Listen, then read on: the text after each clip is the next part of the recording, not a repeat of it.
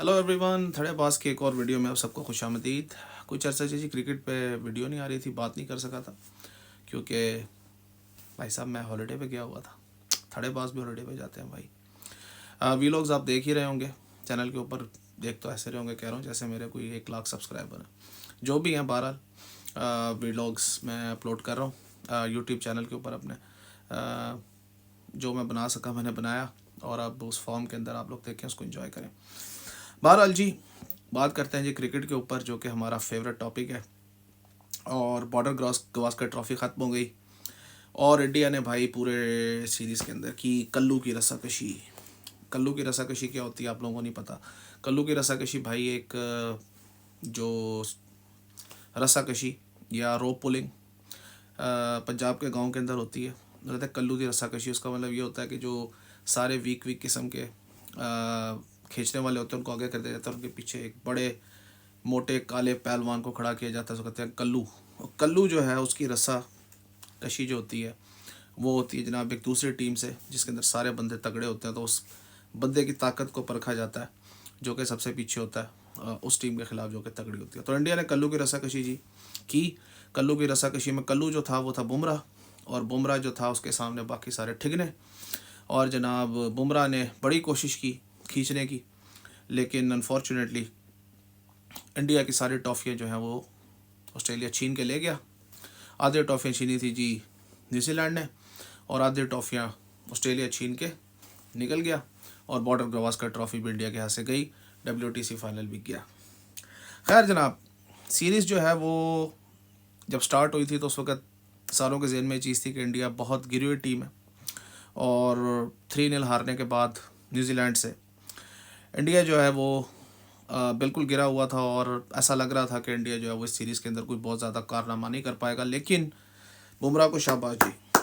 बुमराह ने जिस तरह की एफर्ट की, बुमराह ने जिस तरह की बॉलिंग की, मैं कहता हूँ कमाल है यार। एक फास्ट बॉलर का इस तरह का डिस्प्ले हमेशा अप्रिशिएट करना चाहिए। और बुमराह के जो नंबर्स हैं जी टेस्ट क्रिकेट में और वनडे क्रिकेट में और T20 में ओवरऑल, ये बहुत शानदार है भाई। He is going to retire as one of the greats of the game, और he will reach the levels of Akrams, Marshalls, McGraths. I think he will, क्योंकि जो उस बंदे ने परफॉर्मेंस दी है यार, इट्स अनडिनाएबल। खैर जी, शोएब अख्तर ने कहा था तीसरे टेस्ट के बाद कि भाई बुमराह जो है वो बहुत ख़तरनाक तरीके से यूज़ किया जा रहा है, सरकारी माल की तरह से ख़र्च कर रहे हैं, और जनाब सरकारी पानी की तरह से ख़र्च कर रहे हैं। उससे ओवर्स पे ओवर्स फेंकवाए जा रहे हैं और वो इंजर्ड हो जाएगा। और फिर इंडिया का एक एंकर, इंडिया के अंदर भाई सच्ची बात है इंडियन मीडिया के अंदर सिर्फ कार्टून्स हैं। एंकर्स तो शायद 4-5 ही हैं, रविश कुमार जैसे, या एक और बंदा बहुत अच्छा है, उसका नाम मुझे भूल गया, सॉरी, उस जैसे। बाकी तो सब कार्टून्स हैं। उसने कहा अख्तर को क्या पता, ये बुमराह है, बुमराह अख्तर नहीं है, इसके घुटने नहीं टूट जाएंगे। टूट गया भाई, उसकी कमर टूट गई। एक बॉलर को एक बॉलर ही समझ सकता है भाई, स्पेशलिस्ट के साथ पंगे मत लिया करो। और वही हुआ, बुमराह भाई साहब बेचारे इंजर्ड हो गए। अभिमन्यु की तरह लड़े महाभारत में, चक्रव्यूह के अंदर इस तरह अभिमन्यु लड़ा था, लड़े सारों से, लेकिन एंड के ऊपर घायल होके गिर गए। खैर जी, अगर बुमराह यहाँ पे होते भी आखिरी चौथी इनिंग्स में, तो मेरा ख्याल है ऑस्ट्रेलिया की शायद 2-3 विकेटें और गिर जाती। लेकिन इंडिया ने स्कोर इतना कम किया था, 160 चेज हो ही जाना था। अगर इंडिया 220 प्लस यहाँ पे कर लेता तो शायद इंडिया मज़ीद इसके अंदर चांसेस पैदा कर सकता था। लेकिन बहरहाल जी, गेम तो चली गई थी। इंडिया 4-0 से हारता है सीरीज़ अगर बारिश ना होती ब्रिस्बेन के अंदर। सो ओवरऑल ये कोई बहुत ठीक ठाक सीरीज़ नहीं गई इंडिया के लिए। और जो लोग कह रहे हैं फ़ाइट किया, भाई इतनी कोई फ़ाइट नहीं हुई, सच्ची बात है। इंडिया की बैटिंग ने तो बिल्कुल डिसअपॉइंट किया। सेगमेंट्स में फ़ाइट हुई है। जायसवाल ने फ़ाइट की, कहीं कहीं राहुल ने फ़ाइट की, कहीं कहीं जो है वो रेड्डी ने फ़ाइट की, कहीं कहीं जो है वो पंत ने फ़ाइट की। सारे यंगस्टर्स हैं। थोड़ा सा एक्सपीरियंस है राहुल, लेकिन बाकी सब तो यंगस्टर्स हैं। कोहली ने हथियार डाल दिए बिल्कुल। रोहित शर्मा का तो समझ ही नहीं आया कि वो क्या कर रहे हैं इस टीम के अंदर। अश्विन, जडेजा और सिराज, बाकी सब कोई बंदा यार एक्सपीरियंस इंडिया का जो है वो इस वक्त अपनी कोई फॉर्म में नहीं है। और ऐसा लग रहा है कि डेफिनेटली रोहित शर्मा की आखिरी सीरीज़ है। रोहित शर्मा को रिटायर हो जाना चाहिए, घर जाके उनको फ़ौरन कहना चाहिए कि भाई मैंने बस कर दी टेस्ट क्रिकेट, मेरी छुट्टी।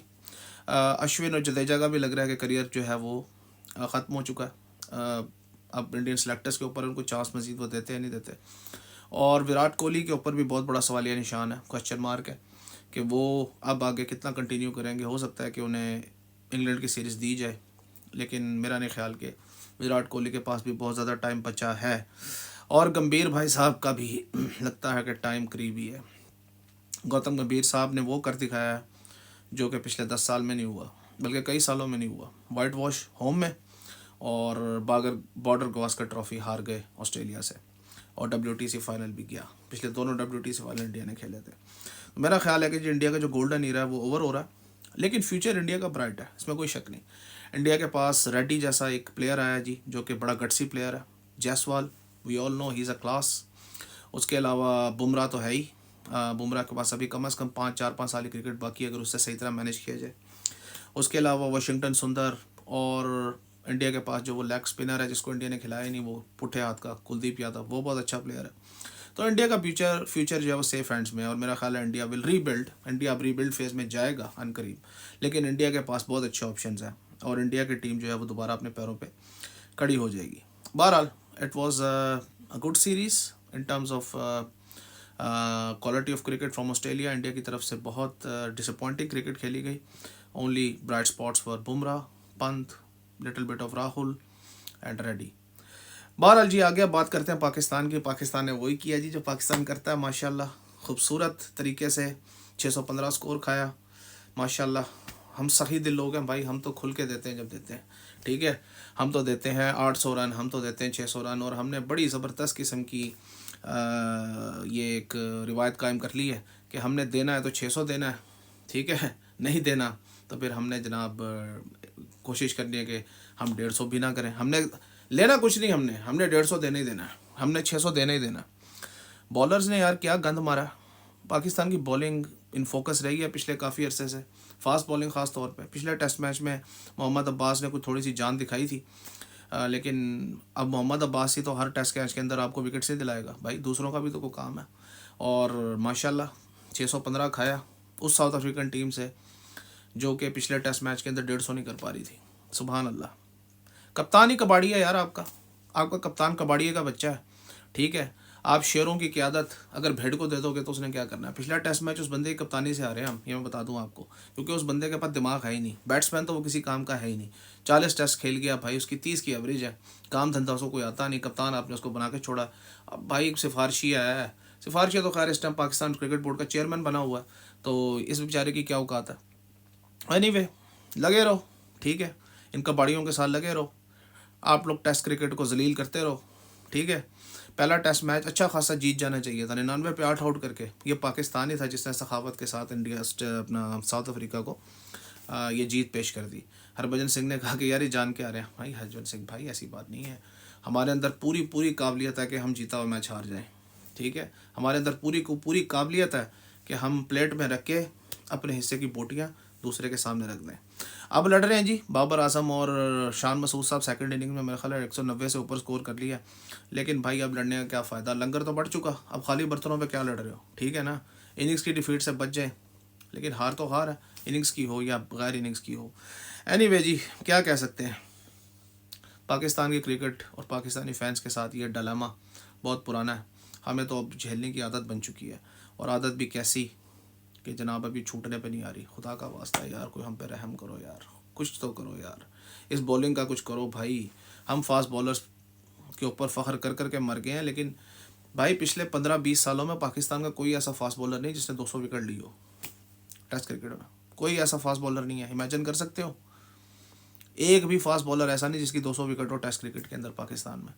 तो भाई फास्ट बॉलर्स के ऊपर किस चीज़ की आप पहुँचती थी। Pakistan is a land of fast bowlers. भाई फास्ट बॉलर ये नहीं होता T20 में आके 40-50 विकेटें ले ली। फास्ट बॉलर वो होता है जो टेस्ट क्रिकेट के अंदर नाम पैदा करता है, और ऐसा कोई फास्ट बॉलर पाकिस्तान ने पैदा नहीं किया।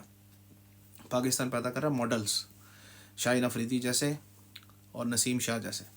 और जो फास्ट बॉलर्स पाकिस्तान के सिर्फ T20 खेलना चाहते हैं, उनके पिछवाड़े पे मारो लात और उनसे कहो कि बेटा तुझे सिर्फ 4 ओवर कराने के लिए नहीं हमने टीम में सेलेक्ट किया।